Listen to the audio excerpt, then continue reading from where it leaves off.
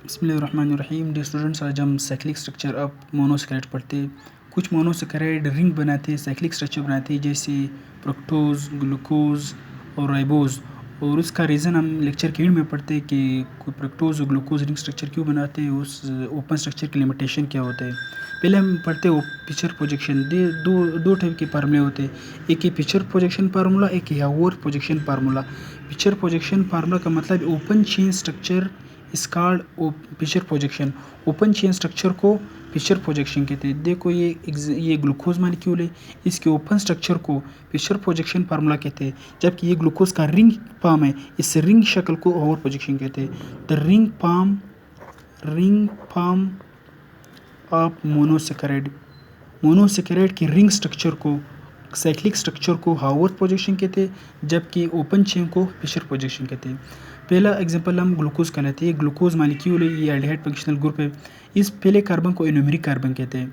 Anomeric carbon इसलिए कहते हैं कि इस कार्बन की वजह से दो एनोमर बनते हैं, एक है अल्फा, एक है beta. Alpha D glucose, beta D glucose, ये इस एनोमेरिक कार्बन की वजह से बनता है, इस वजह से इसको एनोमेरिक कार्बन कहते हैं। और ये सारे कायरल कार्बन है। ये पाँचवें जो फिफ्थ कार्बन है, फिफ्थ कार्बन को लास्ट कायरल कार्बन भी कहते हैं। लास्ट कायरल कार्बन या दूसरा नाम है इसका पिनअल्टीमेट कार्बन या लास्ट कायरल कार्बन। ये पिनअल्टीमेट कार्बन के पास जो ऑक्सीजन है, इसके साथ लोन पेयर है, इसका हाइड्रोजन अटैक करेगा इस ऑक्सीजन के ऊपर, इस hydrogen attack on oxygen of the anomeric carbon, और इधर इस कार्बन पर OH आएगा। अगर OH राइट पर आया तो उसको हम कहेंगे अल्फा डी ग्लूकोज। अगर ही H ने लेफ्ट साइड पर अटैक किया, OH लेफ्ट पर आया तो उसको कहते हैं बीटा डी ग्लूकोज कहते हैं।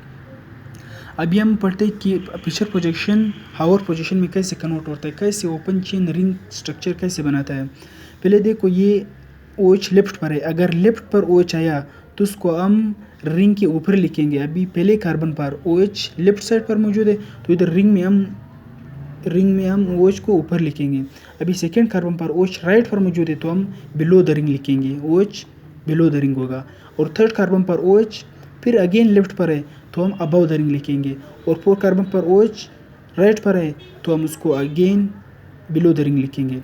और यही ग्लूकोज का स्ट्रक्चर, बीटा डी ग्लूकोज का स्ट्रक्चर, वही अल्फा डी ग्लूकोज का स्ट्रक्चर। अगर OH रिंग के नीचे आया तो उसको अल्फा डी ग्लूकोज कहते हैं, अगर OH रिंग के ऊपर आया तो उसको बीटा डी ग्लूकोज कहते हैं।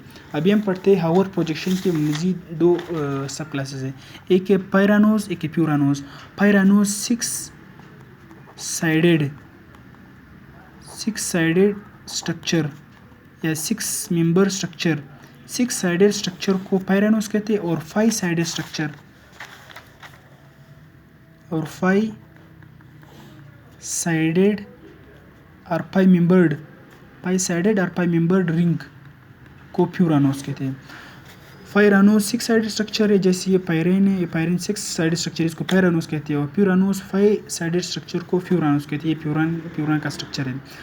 पायरानोज का एग्जांपल ग्लूकोज जो हमेशा वो 6 साइडेड रिंग बनाता है, और राइबोज और फ्रक्टोज जो वो प्यूरानोज जो 5 साइडेड रिंग बनाता है। जैसे ये फ्रक्टोज है, first, second, third, fourth, fifth, 6 carbon, ये लास्ट कार्बन को पिनअल्टीमेट कार्बन कहते हैं, और इसको एनोमेरिक कार्बन कहते हैं, जो फंक्शनल ग्रुप के साथ अटैच होता है, एनोमेरिक कार्बन। ये एनोमेरिक कार्बन है। और ये इसके अगेन फिर जो लास्ट पिनअल्टीमेट कार्बन है, इसका पास लोन पेयर इलेक्ट्रॉन मौजूद होता है। ये हाइड्रोजन ऑक्सीजन पर अटैक करता है, this hydrogen attack on the oxygen of anomeric carbon. और इधर क्या आता है, OH आता है। फर्स्ट कार्बन आया, ये second carbon, third carbon, fourth carbon, fifth carbon और 6 कार्बन। और जो रिंग स्ट्रक्चर बनता है, ये 1 2 3 4 5, ये 4 कार्बन रिंग के अंदर आएंगे। जो फर्स्ट और लास्ट कार्बन है, ये रिंग से बाहर आएगा। जैसे ये फर्स्ट कार्बन है, फर्स्ट, सेकेंड, थर्ड, फोर्थ।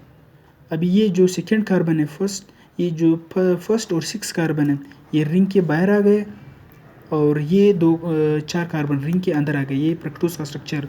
ये प्यूरानोज जो 5 साइडेड रिंग है, और पायरानोज 5 साइडेड रिंग है, और प्यूरानोज 5 साइडेड रिंग है। अभी फ्रक्टोज जो प्यूरानोज है 5 साइडेड रिंग है, जबकि ग्लूकोज जो है वो पायरानोज जो 6 साइडेड रिंग है।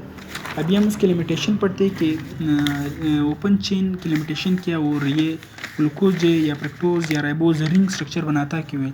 उसका पहला रीज़न ये कि जो सारे अल्डिहाइड जो है, ऑल अल्डिहाइड सोडियम सल्फेट के साथ रिएक्शन करता है, वाइट पीपीटी बनाता है, वाइट प्रेसिपिटेट बनाता है। लेकिन ग्लूकोज में अल्डिहाइड फंक्शनल ग्रुप ऑलरेडी मौजूद है, लेकिन ये रिएक्शन नहीं करता है। इसी तरह ग्लूकोज 2,4-DNP 2,4-डाइनाइट्रोपिनाइल एड्राजिन के साथ रिएक्शन जब करेगा, जब भी अल्डिहाइड 2,4-DNP के साथ रिएक्शन करेगा वो ऑरेंज या रेड कलर बनाएगा। लेकिन इधर ग्लूकोज में अल्डिहाइड फंक्शनल ग्रुप मौजूद है, लेकिन वो फिर भी टेस्ट नहीं देता है। ये सेकेंड रीज़न है, ये टेस्ट नहीं देता है। All aldehyde react with 2,4-DNP and पामा रेड और ऑरेंज कलर। लेकिन ये ग्लूकोज जो इसमें अल्डिहाइड फंक्शनल ग्रुप ऑलरेडी मौजूद है, लेकिन ये फिर भी टेस्ट नहीं देता है। इस वजह से हम ओपन चेन कुछ लिमिटेशन की वजह से ओपन चेन नहीं लिखते, रिंग स्ट्रक्चर ग्लूकोज या फ्रक्टोज के रिंग स्ट्रक्चर बनाता है। और थर्ड रीज़न ये है कि उसका 2 फॉर्म होते हैं। ओपन चेन में हमें अल्फ़ा और बीटा फर्क नहीं पड़ता है कि अल्फ़ा किधर अल्फ़ा डी ग्लूकोज है, बीटा डी ग्लूकोज नहीं बनता है ओपन चेन में। लेकिन रिंग स्ट्रक्चर में अल्फ़ा अगर बीटा OH रिंग के ऊपर आया तो उसको बीटा डी ग्लूकोज कहते हैं, अगर रिंग के नीचे आया तो अल्फ़ा डी ग्लूकोज कहते हैं। लेकिन ये ओपन स्ट्रक्चर में ये पॉसिबल नहीं ओपन चेन में, इस वजह से हम रिंग बनाते हैं। और थर्ड रीज़न ये है कि म्यूटा रोटेशन की वजह से। म्यूटा रोटेशन अल्फ़ा डी ग्लूकोज का जो म्यूटा रोटेशन ऑप्टिकल रोटेशन है वो 112 डिग्री है, और बीटा डी ग्लूकोज का 19 डिग्री है। और melting point alpha D glucose 146 है और बीटा डी ग्लूकोज 150 है। लेकिन ओपन चेन में हमें इस तरह फ़र्क नहीं अंदाज़ा नहीं होता है कि ये 146 होता है और इसका 150 होता है। लेकिन रिंग में ये डिफरेंस मालूम होता है कि 150 और 146 है।